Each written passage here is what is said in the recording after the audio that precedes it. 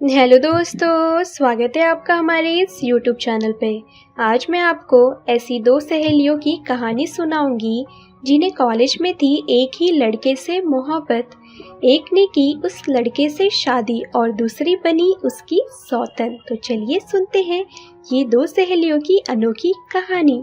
लेकिन दोस्तों, कहानी को शुरू करने से पहले एक ज़रूरी बात, अगर आपने चैनल को सब्सक्राइब नहीं किया है तो पहले जल्दी से चैनल को सब्सक्राइब कर दीजिए ताकि आपको हमारी नई नई कहानियों की जो नोटिफिकेशन है वो आपको सबसे पहले मिलती रहे। तो चलिए फिर बढ़ते हैं अपनी कहानी की तरफ। दो पक्की सहेलियां जिनका नाम खुशबू और सपना था, वो दोनों साथ ही कॉलेज जाया करती थी। उसी कॉलेज में एक नयन नाम का लड़का भी पढ़ता था। नयन दिखने में स्मार्ट लड़का था और दोनों सहेलियां नयन को बेहद पसंद किया करती थी। नयन बहुत ही समझदार लड़का था। दोनों ही सहेलियां बेहद खूबसूरत है। नयन उनका सीनियर है। तीनों में अच्छी दोस्ती है, मगर खुशबू नयन से बेहद मोहब्बत करती है क्योंकि तीनों ही एक ही कॉलेज में पढ़ाई करते हैं और तीनों एक ही शहर से बिलोंग करते हैं। कॉलेज में तीनों साथ में समय बिताते हैं। खुशबू को मालूम नहीं था कि नयन और सपना एक दूसरे से बेहद मोहब्बत करते हैं और ये लोग पढ़ाई के बाद अपना घर बसाने का भी सोच रहे हैं। लेकिन खुशबू भी मन ही मन में नयन से मोहब्बत करती थी। खुशबू थोड़ी शाय नेचर की लड़की थी, इसलिए अपने मन की बात वो नयन से भी नहीं बोल पाई। हालांकि सपना से भी ज़्यादा वक्त खुशबू नयन के साथ गुजारती थी।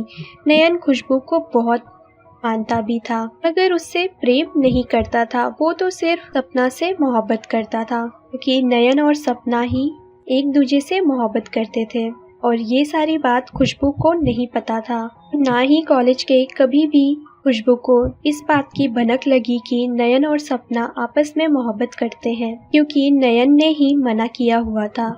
सपना ने नयन से साफ साफ कह दिया था कि जैसे ही हम अपनी पढ़ाई पूरी कर लेंगे हम अपने घर पर हमारी शादी की बात करेंगे। तभी नयन ने कहा, हाँ मैं भी यही सोच रहा था, मैं खुद अपने परिवार के साथ रिश्ता लेकर तुम्हारे घर पर आऊँगा। खुशबू ये सब बात से अनजान और बेफिक्र थी। वो सोचती थी कि मैं अपने घर वालों को नयन के बारे में बता दूंगी कि मैं नयन से प्यार करती हूँ और मुझे पता है कि नयन भी मुझसे मोहब्बत करता है।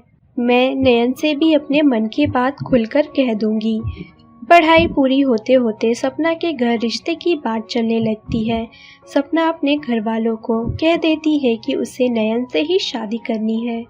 नयन को सपना के माता पिता अच्छे से जानते भी हैं और बहुत पसंद भी करते हैं क्योंकि नयन अक्सर सपना के घर आया जाया करता था।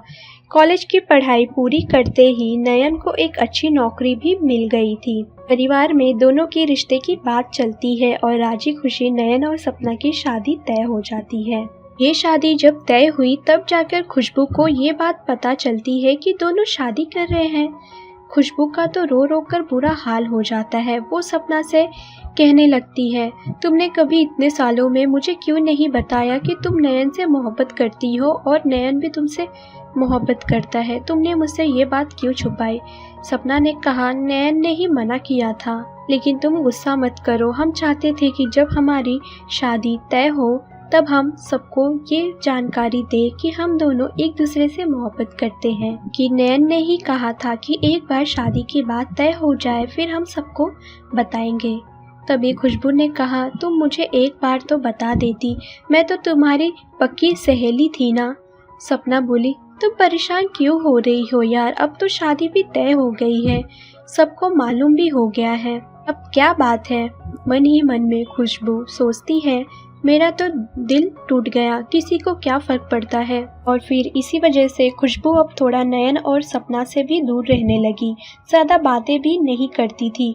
और खुशबू कुछ दिनों के बाद अपने गांव चली गई। इधर नयन और सपना की शादी हो गई।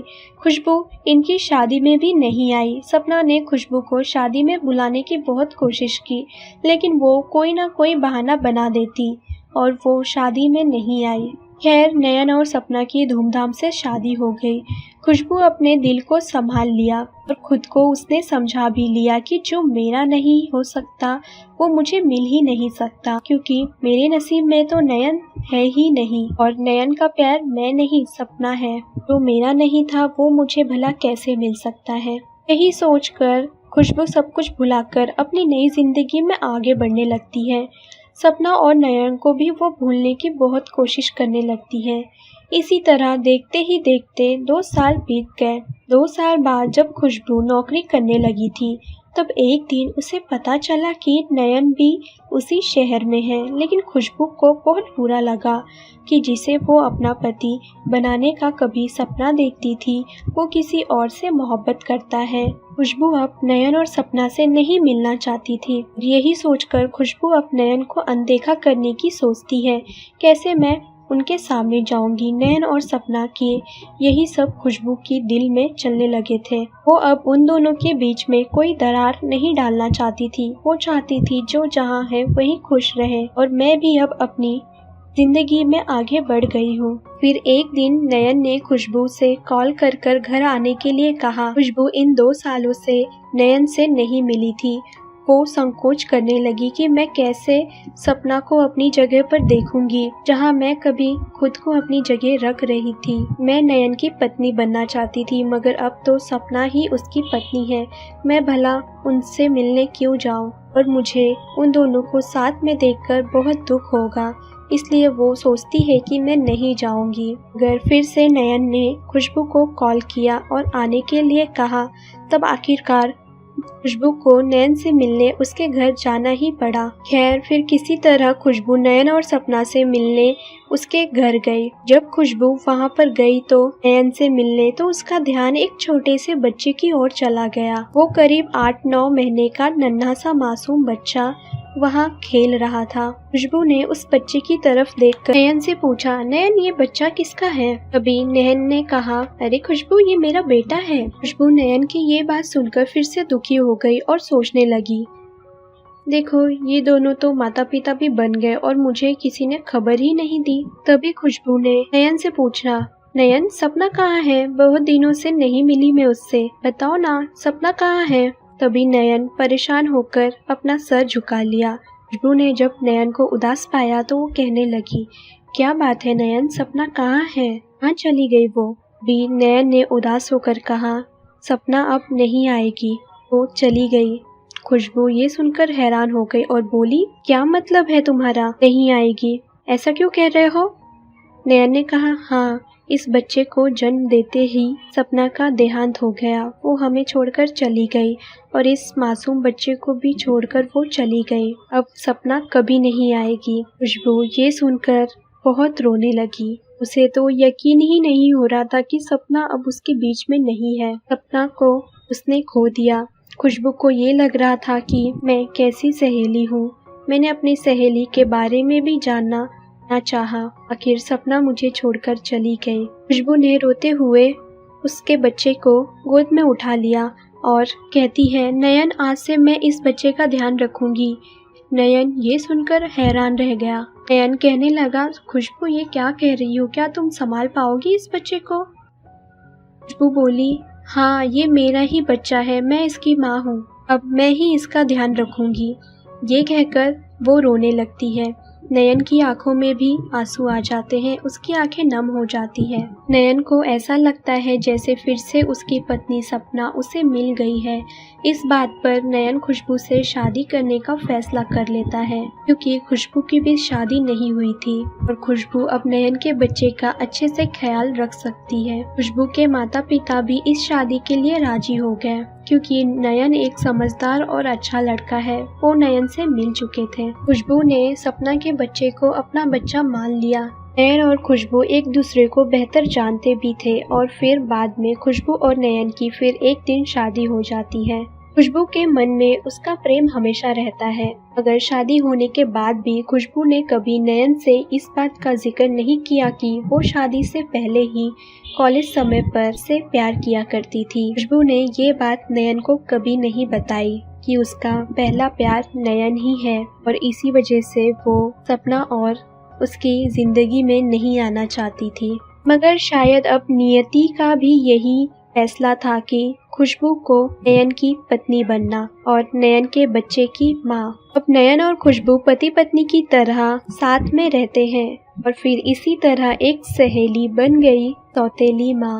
नयन को भी खुशी है कि खुशबू बिल्कुल सपना की तरह है। वो उसके बच्चे का और उसका पूरा ख्याल रखती है। वो एक सौतेली माँ नहीं बल्कि एक सगी माँ जैसा उसके बच्चे का ख्याल रखती है। नयन भी अब अपनी पत्नी को भूल चुका है। अब नयन खुशबू के साथ ही खुश है क्योंकि सपना तो कभी भी अब लौट कर नहीं आएगी। तीनों की कॉलेज वाली दोस्ती अब प्यार में बदल चुकी थी। सपना आखिर चली गई और रह गई तो खुशबू। खुशबू बन गई नयन की पत्नी और सपना के बच्चे की सौतेली माँ।